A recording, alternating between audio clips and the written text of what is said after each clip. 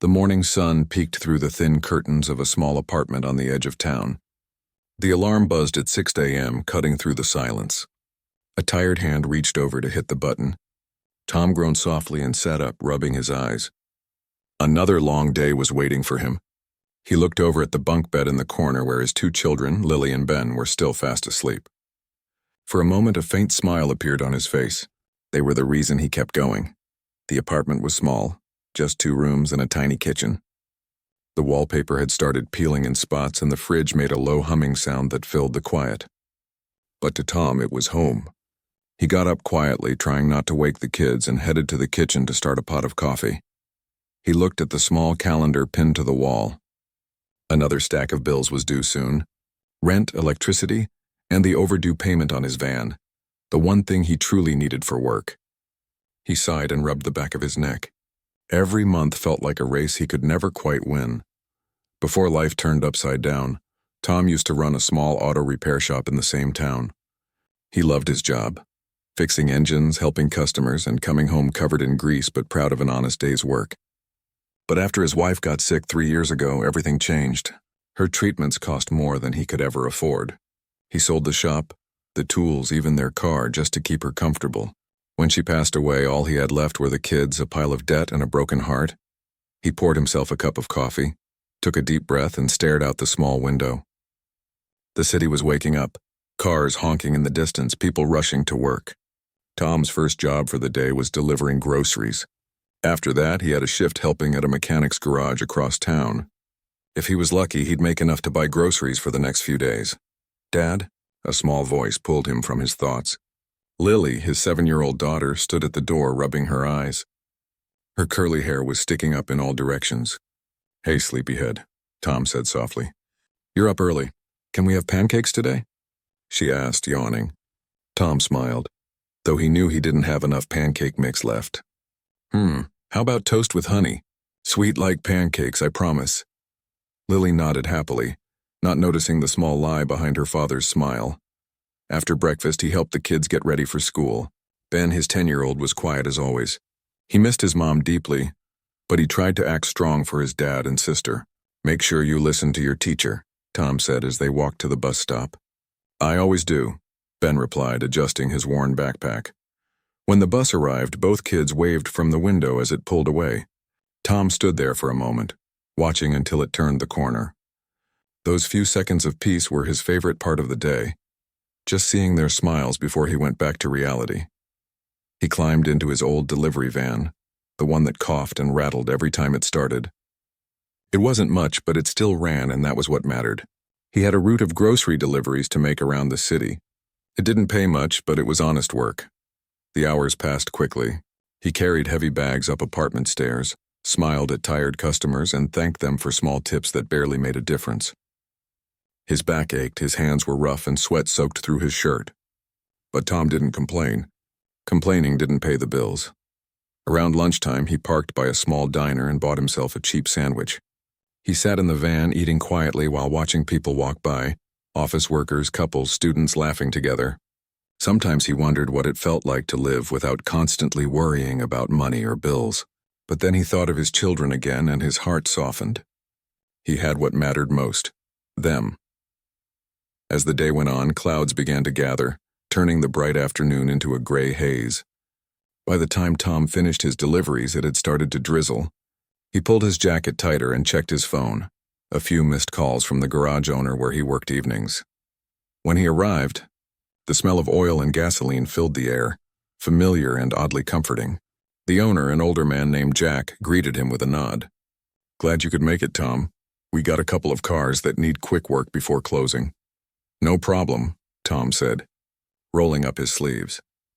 For the next few hours, he lost himself in the rhythm of work, tightening bolts, replacing filters, checking engines. It reminded him of the days when this was his life full-time, back when he had his own place and regular customers who trusted him. He used to dream about teaching Ben the trade someday. Maybe that dream wasn't gone, just on hold. By the time he finished, it was almost 9 p.m. His muscles ached, but he felt that small spark of satisfaction that came from doing something right.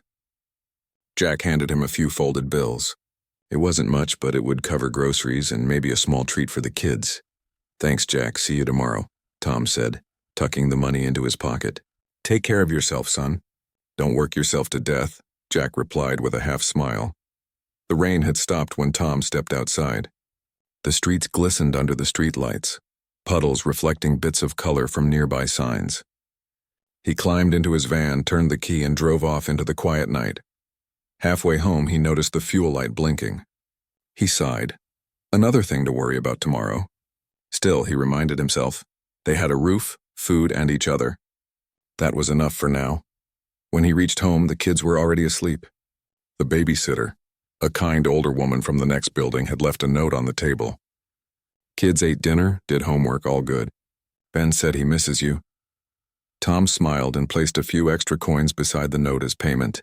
It wasn't much, but it was what he could manage. He walked quietly into the kids' room.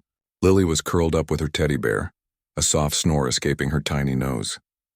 Ben's blanket had slipped off. Tom gently pulled it up and brushed his son's hair. "I'll make it better," he whispered. "Just give me time." In the living room, he sank onto the couch and closed his eyes. The sound of the rain starting again outside filled the room.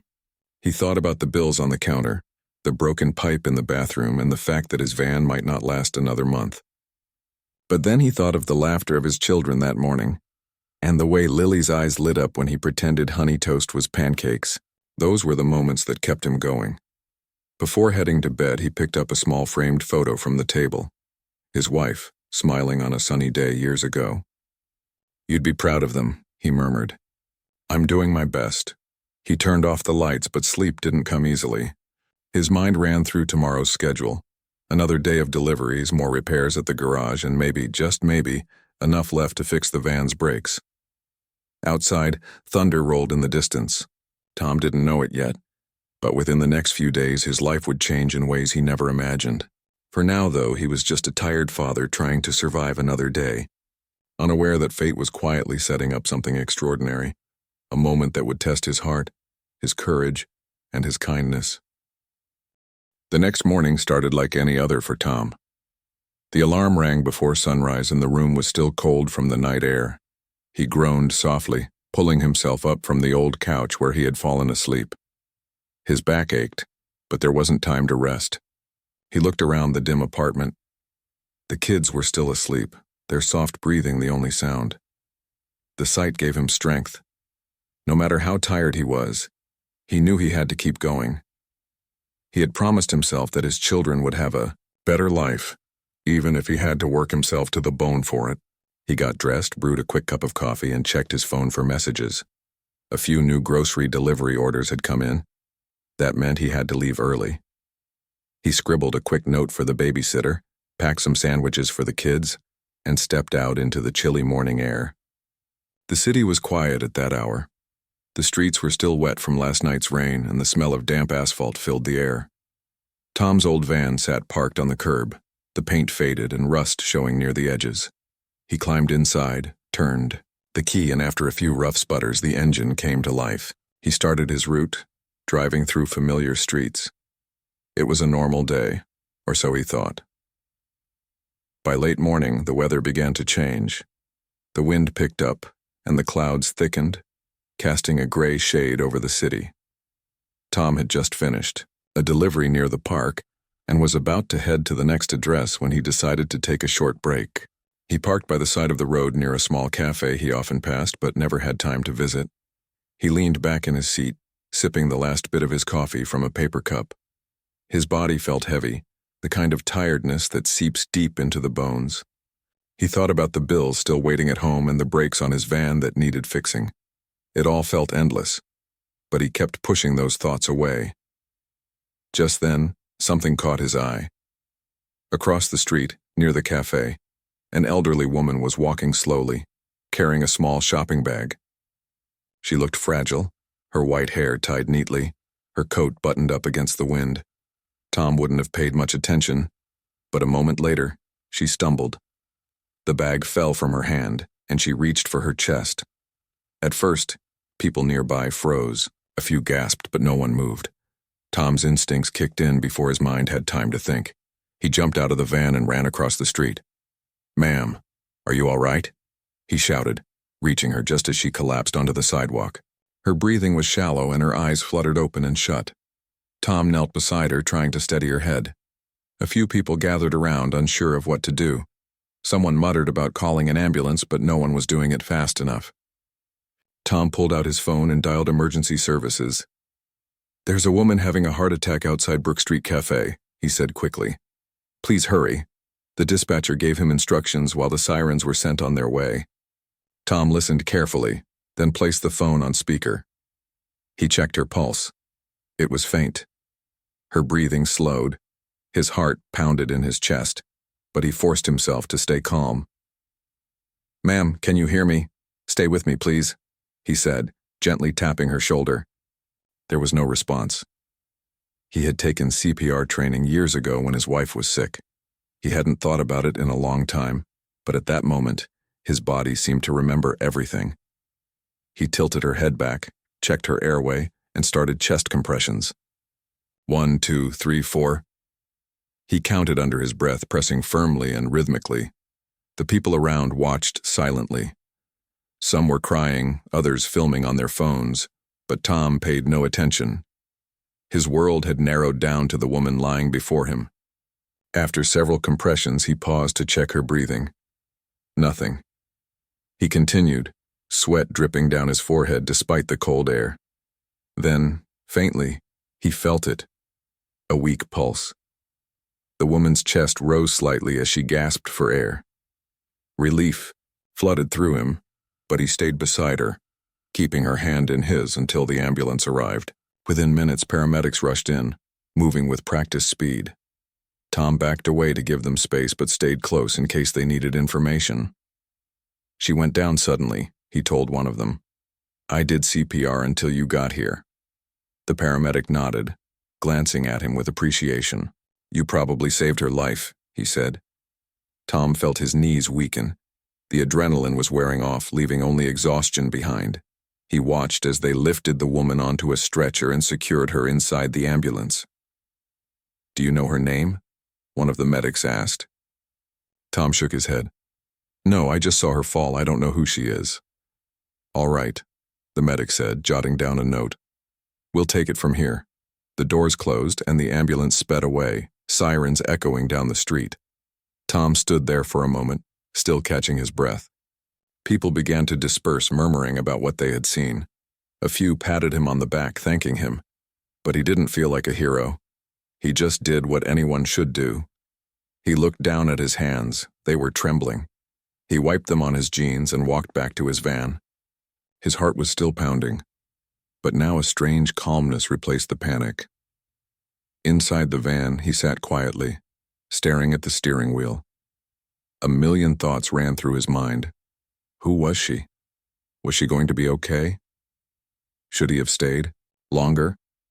But then he remembered he still had deliveries to finish and his kids would be out of school soon. Life didn't pause, not even after moments like that. He started the van and drove off, unaware that the woman he had just helped was no ordinary person.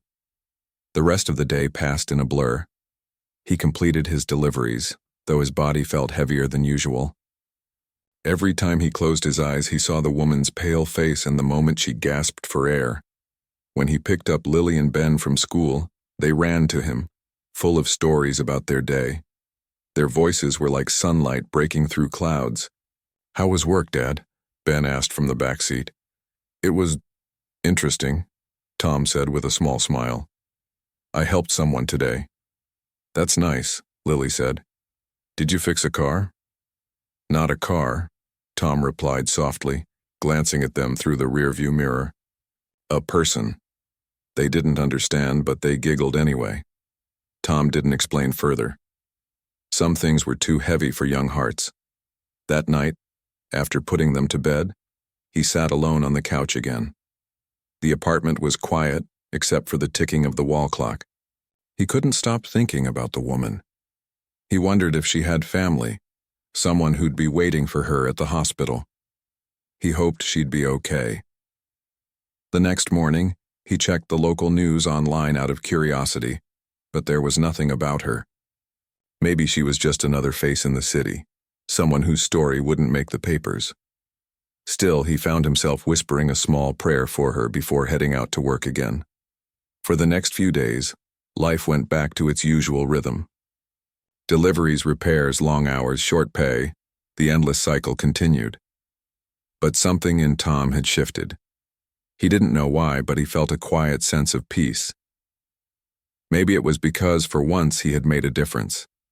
He didn't tell many people about what happened. When his coworker at the garage asked why he looked so tired, Tom just shrugged. "Busy week," he said simply. But fate had other plans. One afternoon, as he returned home from work, he noticed a fancy black car parked near his building.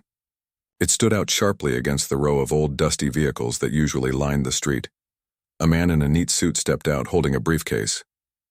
"Mr. Tom Harris?" the man asked politely.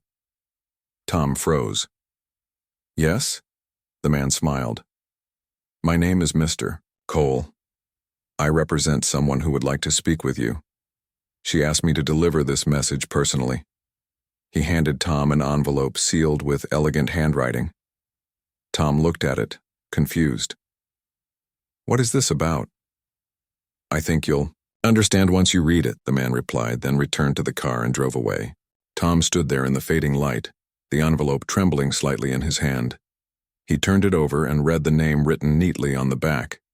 It was the name of the woman he had saved, though he didn't yet realize that this letter was the beginning of a turning point in his life.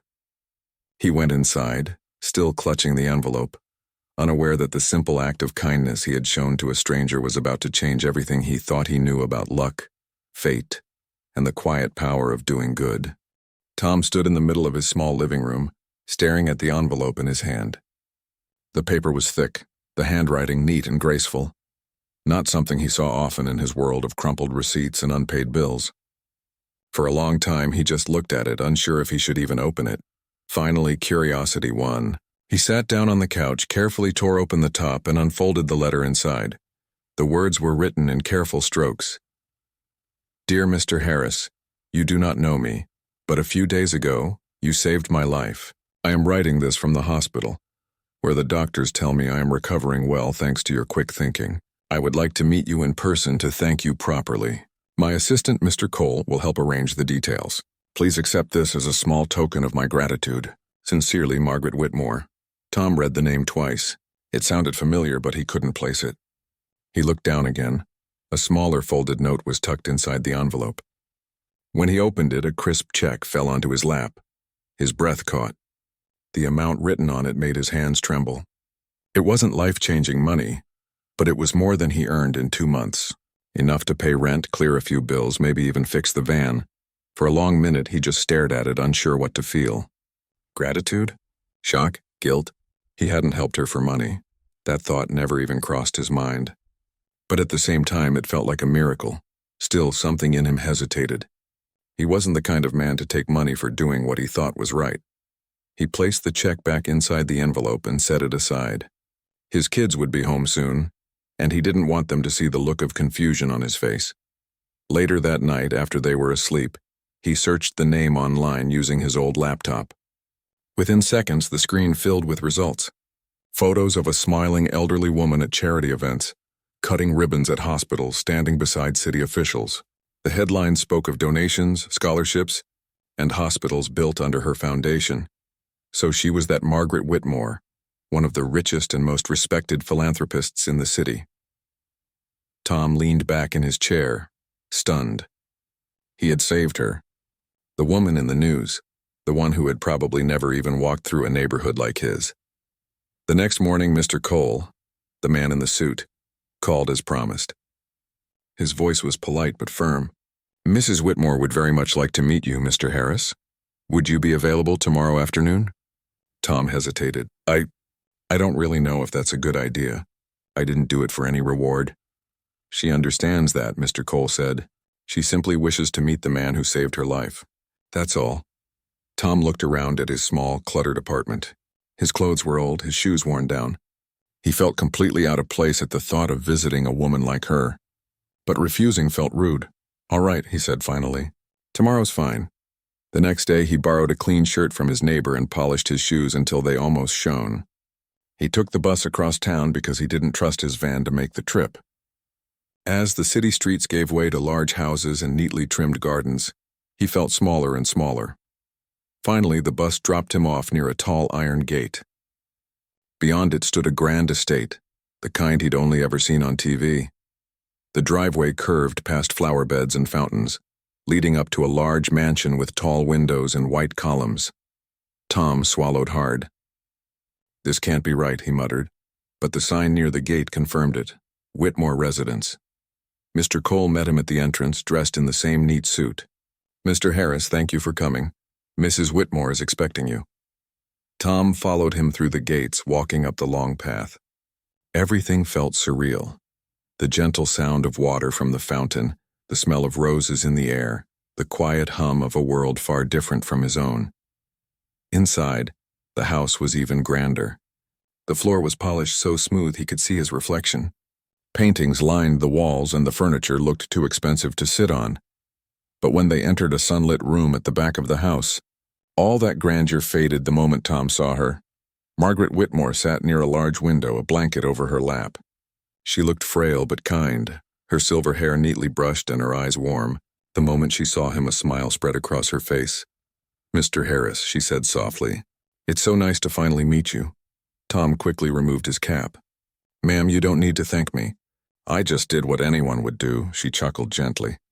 "You'd be surprised, dear. Many people passed me that day. You were the only one who stopped." Tom didn't know what to say. He shifted awkwardly, not used to attention or praise. "Please sit," she said, gesturing to the chair beside her. "I want to know about the man who saved my life." For the next few minutes they talked, or rather she asked, and he answered humbly. She wanted to know about his work, his children, his life, and though he didn't mean to open up, something about her kindness made it easy to speak. He told her about the garage he used to own, about losing his wife, and how hard it had been raising 2 kids alone. He spoke simply, not fishing for pity, just telling the truth. By the time he finished, there was a soft sadness in her eyes. "You've been through so much," she said quietly, "yet you still found it in your heart to help a stranger." Tom shrugged. "That's just what people should do, ma'am." "I didn't think about it. Most people would have," she replied. "But you didn't. That says a lot." They sat in comfortable silence for a moment. Then she smiled again. "You remind me of my husband. He was a good man, honest, hardworking, never gave up no matter how hard things got." "You have that same look in your eyes." Tom didn't know how to respond. He simply nodded, a little embarrassed. Before he left, she handed him a small card. "Please keep this. My assistant will stay in touch. And don't refuse any help I offer, all right?" "You've already done more for me than you can imagine," Tom protested. "I really can't accept anything more. Saving you was enough for me." But she smiled knowingly. "Then think of it as helping me feel useful again." He left the mansion with mixed feelings. Respect, confusion, and a strange warmth he hadn't felt in a long time. Over the next few days, Mr. Cole contacted him again, asking for some details about his old business. Tom explained about his garage, how it used to serve the local neighborhood, how he loved teaching kids about cars, and how it had all fallen apart after his wife's illness. He thought it was just small talk, but what he didn't know was that Margaret was quietly making plans. One evening, while fixing the kitchen sink, Tom got another call. "Mr. Harris," Mr. Cole said, "Mrs. Whitmore would like you to meet her again. She has something to show you." The next morning, Tom returned to the mansion. This time, Margaret seemed brighter, her color returning. She handed him an envelope with a gentle smile. "I hope you don't think I'm interfering, but I heard about your old garage. I believe good people like you deserve another chance." Tom opened the envelope and froze. Inside were documents, business papers, approval forms, and a letter from the bank confirming that his loan for reopening the garage had been approved under a community development grant. "But I didn't apply for this," Tom said. His voice shaky. Margaret smiled. "You didn't have to. Consider it a small push from a grateful friend." He couldn't speak. His throat tightened and his eyes burned. "Ma'am, I don't know what to say." "Say you'll use it well," she replied softly. "You've given me another chance at life. Now I'm giving you one too." He nodded, unable to hold back tears. "Thank you. I'll make you proud." As he left her home that day, the world seemed lighter. The sky looked brighter, the air fresher. For the first time in years, hope felt real. Not just a dream, he whispered to himself before falling asleep. He didn't know it yet, but this meeting was only the beginning of something even bigger. The woman he had saved was about to change not only his life, but the lives of many others through him. And all because one ordinary day a struggling father chose to stop and help a stranger. The following weeks passed like a quiet dream for Tom. He still woke up before sunrise, still packed lunches for his kids, and still did his delivery shifts for a while. But something inside him had changed. For the first time in years, he didn't feel like he was trapped in a cycle that would never end. Every morning, he found himself smiling for no reason. The air felt lighter. Even the same old streets he'd driven 100 times before seemed brighter. The papers from Mrs. Whitmore sat neatly on his small kitchen table. Sometimes he'd take them out and read through them again just to make sure it was real. The official documents showed approval for a small business loan through the Whitmore Foundation. The shop he once lost could now live again, and this time he had a chance to do it right. Still, there was a part of him that hesitated. He wasn't used to accepting help. Pride and humility wrestled in his heart every time he thought about it. But when he looked at his children, at their worn shoes and the way they lit up when he talked about his new garage, he knew he couldn't back out. One Saturday morning, Tom took the bus to the address listed on the documents. The shop stood on a quiet corner of the neighborhood, dusty, old, and closed for years. The faded sign above the door still showed the old name, half hidden behind a layer of dirt. The windows were clouded with grime and weeds grew through the cracks in the pavement, yet to Tom it looked beautiful. He stepped inside. The smell of oil and rust hit him immediately, sharp and familiar like a memory. His footsteps echoed in the empty space. He could almost picture his old tools on the shelves, his wife bringing lunch, his kids playing in the corner. He ran a hand over one of the workbenches, now covered in dust. "We're back," he whispered to himself. The next few weeks were filled with hard work. Every spare hour he had, he spent cleaning, painting, and repairing the place. A few neighbors stopped by, curious about what he was doing. When they found out the garage was reopening, they smiled. Everyone remembered the old shop that used to help people without charging more than he had to. "Good to see you back, Tom," said an older man from across the street. "We missed having an honest mechanic around here." Tom laughed softly. Still the same guy, just a little rustier. As days turned into weeks, the garage began to take shape. The Whitmore Foundation had arranged for some new tools and equipment to be delivered, and when the crates arrived, Tom almost couldn't believe his eyes. Everything was top quality, the kind of tools he used to dream of owning. He worked late into the night, sometimes with the help of Ben, who was eager to learn. Lily often sat nearby, drawing on old notepads and humming songs. Their presence filled the place with warmth. One evening while they were cleaning, Lily looked up from her drawings. "Dad, when will you open it?" "Soon," he said, smiling as he wiped grease from his hands. "Maybe next week if everything goes well." She grinned. "Can we make a sign?" "A big one?" Tom chuckled. "Sure, sweetheart. We'll make the best one in town." They spent that night painting a wooden sign together, Harris Auto Service, bold, simple, and full of heart. When the grand reopening day finally came, it wasn't fancy. There were no reporters, no ribbons, no speeches. Just a few neighbors, some old customers, and the warm feeling of community returning to a place that had once been a part of their lives. Tom stood at the entrance, wiping his hands nervously on his jeans. He couldn't believe how far he'd come, from nearly losing everything to standing here again stronger than before. As people arrived, he shook hands, exchanged hugs, and listened to familiar voices saying, "It's good to have you back." He smiled through it all, his heart full. But the biggest surprise came later that afternoon. A black car pulled up quietly outside the garage. From it stepped Mr. Cole, dressed as neatly as ever, followed by Mrs. Whitmore herself. She walked slowly but steadily, supported by a cane. Her face was glowing, her eyes bright with pride. "Mrs. Whitmore," Tom said, stepping forward quickly. "You didn't have to come all the way here." "Nonsense," she replied gently. "I wanted to see it for myself." He helped her inside.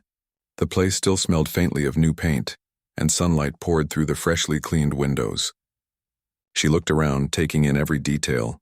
The polished tools, the new workbenches, the sign her foundation had helped replace. "It's lovely," she said softly. "It feels alive again," Tom nodded. "It's more than I ever hoped for." "I can't thank you enough," she smiled, looking around at the people chatting and laughing near the door. "Do you see this, Tom? This is what matters. It's not just about fixing cars. It's about fixing hope." Her words sank deep into his heart. He realized then that she hadn't just given him money, she'd given him dignity back. Throughout the afternoon, she met his children, who shyly offered her a cup of lemonade. She talked to them kindly, asking about school and their dreams. When she heard Ben say he wanted to learn how to fix cars like his dad, her smile widened. "You will," she said warmly. "You've got the same spark." Before she left, she took Tom aside. "Promise me something," she said. "Promise you'll use this gift not just for yourself but for others too. There are always people out there who need a little help, just like you did." Tom nodded firmly. "I promise," she squeezed his hand gently. "Good, then I know I've done the right thing." As her car drove away, Tom stood outside the garage watching until it disappeared down the road. The evening sun painted the sky in shades of orange and gold. He felt a quiet peace wash over him, a peace he hadn't felt in years.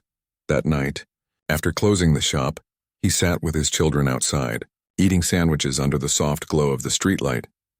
"Dad," Lily said suddenly, "that lady was really nice." Tom smiled. "She is. She's one of the kindest people I've ever met. Why did she help us?" Ben asked, curiosity in his eyes. Tom looked at them thoughtfully. "Because sometimes when you help someone, life finds a way to bring that kindness back to you. She didn't have to do any of this, but she did because it was the right thing to do." Lily leaned against his shoulder. "You helped her first," he smiled quietly. "Maybe that's how the world works, sweetheart. One good deed at a time." Over the next few months, the garage flourished. Customers came back old and new, drawn by Tom's honesty and care. He charged fair prices, helped people who couldn't afford repairs right away, and even taught local kids how to change oil and fix tires. He became more than just a mechanic again. He became a trusted part of the community.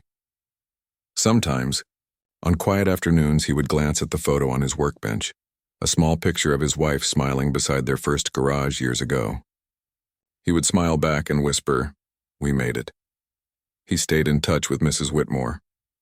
Every few weeks, he'd visit her mansion with his kids, bringing small gifts, homemade cookies, flowers from Lily, or a photo of the shop's progress. She loved hearing about how the business was growing and how the town had welcomed it back.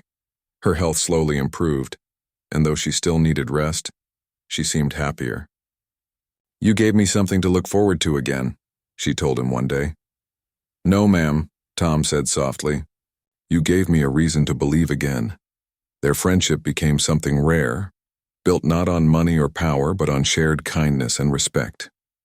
Two people from completely different worlds connected by a single moment of humanity.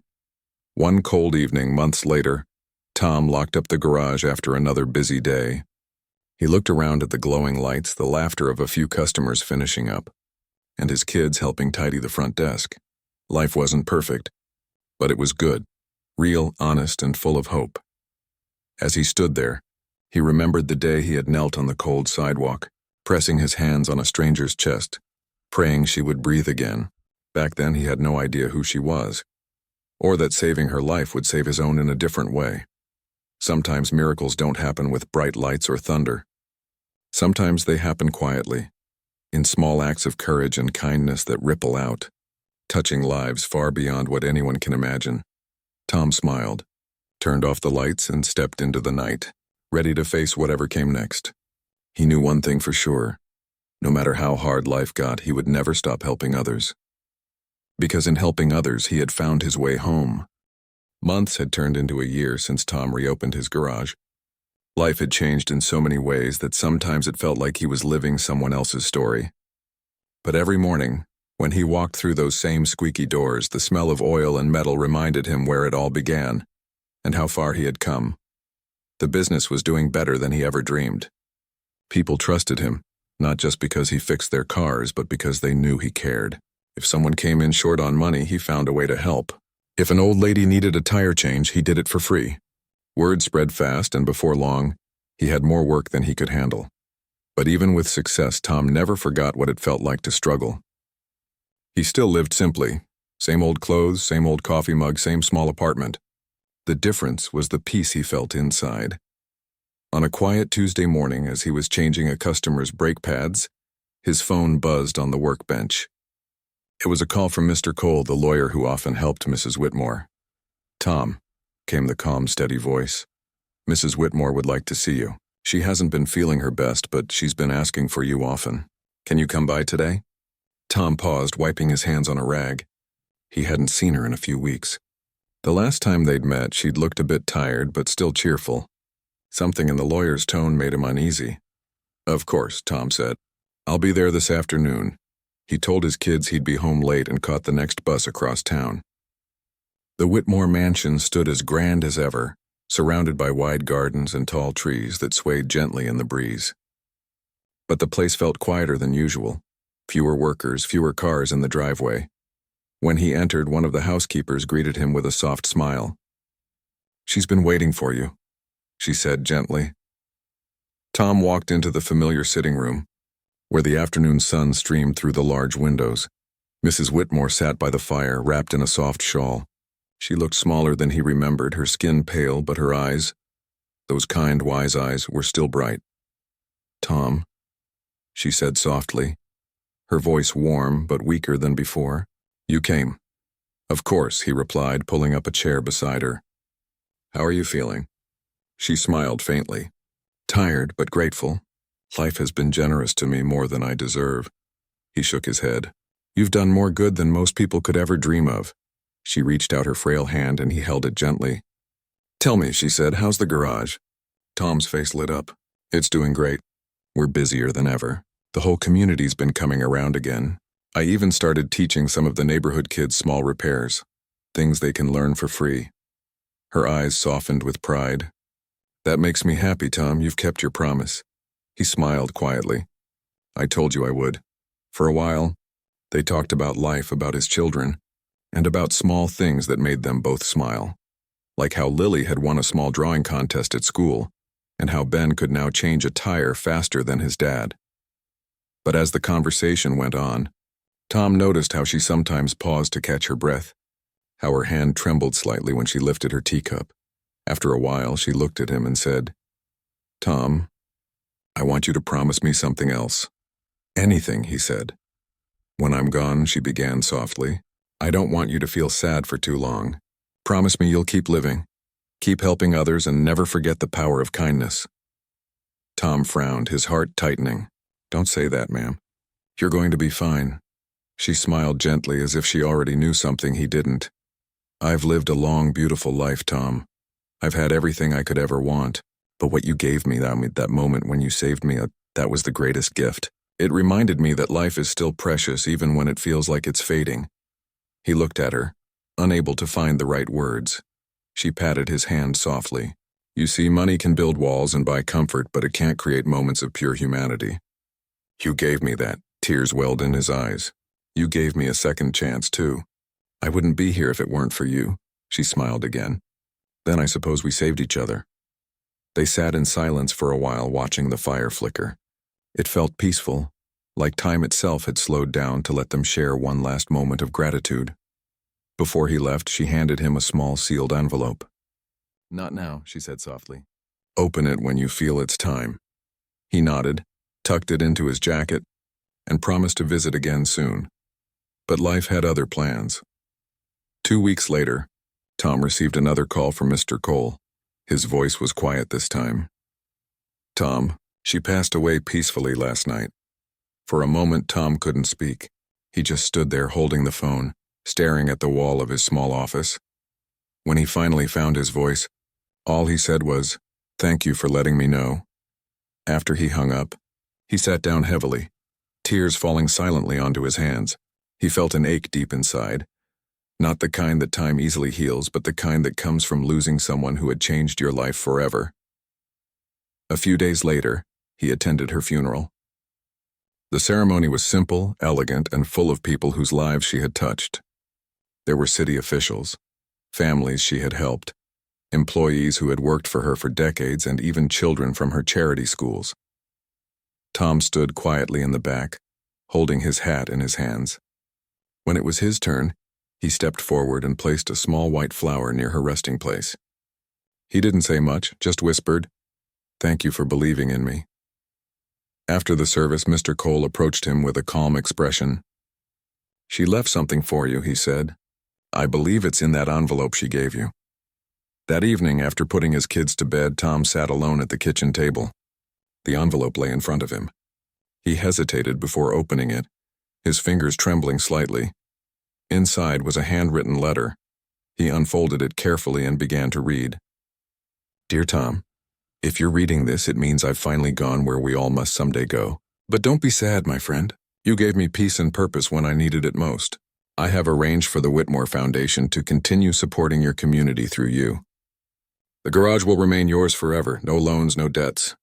It's your gift, fully and freely. You've earned it 100 times over.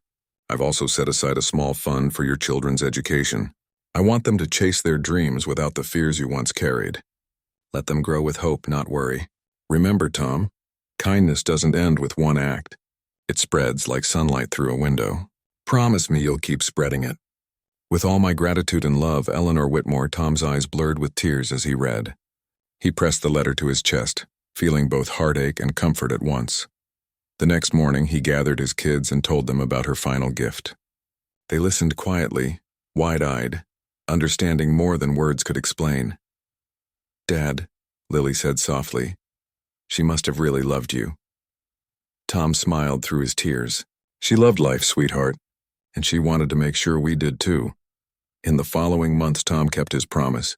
He started a small community program through the garage, free workshops for young people who wanted to learn trades, small repair services for struggling families, and donation drives for the local shelters. He named it the Whitmore Project. In her honor, the garage became more than a workplace, and it became a symbol of hope. People came not only to fix their cars, but to find kindness, to share stories, to feel part of something bigger. One day, years later, when Ben was a grown man working beside him and Lily was studying at university, Tom stood outside the garage as the sun set behind it. The sign above the door was a little faded now, but it still stood strong, just like him. He thought about that cold morning years ago, the day he ran across the street to help a stranger. Back then, he had nothing but his heart to give. Yet that one choice had changed everything. He had saved a life. But in truth, that life had saved his too. As the last light of the day faded, he whispered softly, "Thank you, Eleanor." Then he turned back toward the warm glow of the garage, where laughter, work, and love filled the air. Proof that sometimes, the smallest act of kindness can build a legacy that never fades.